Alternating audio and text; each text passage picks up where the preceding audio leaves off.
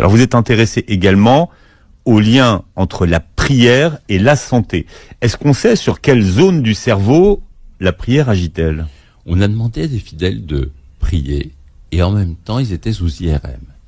Et on a découvert que la prière active des zones du cerveau au niveau de la relaxation, au niveau du bien-être, de la sérénité. Autrement dit, c'est aussi un anti-stress formidable. Et en plus, on leur a fait des prises de sang en même temps.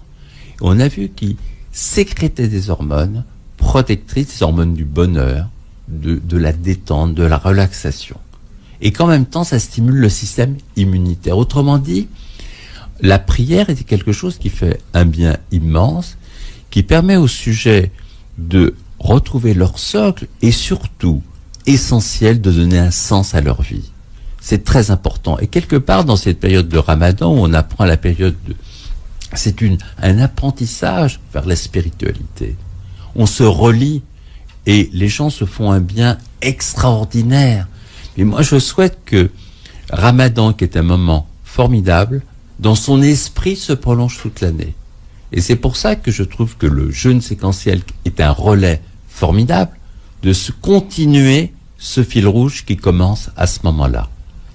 Donc on a évalué les effets positifs de la prière sur la santé. Oui. Ça, c'est validé. Ah, c'est validé et c'est formidable. Qu'est-ce que vous avez appris, vous, en tant que praticien, en vous intéressant à la prière? J'ai appris, vous savez, une chose essentielle. C'est que quand quelqu'un tombe malade, il ne faut pas regarder seulement la maladie, il faut regarder le sujet dans son ensemble et ne pas séparer le spirituel du physique.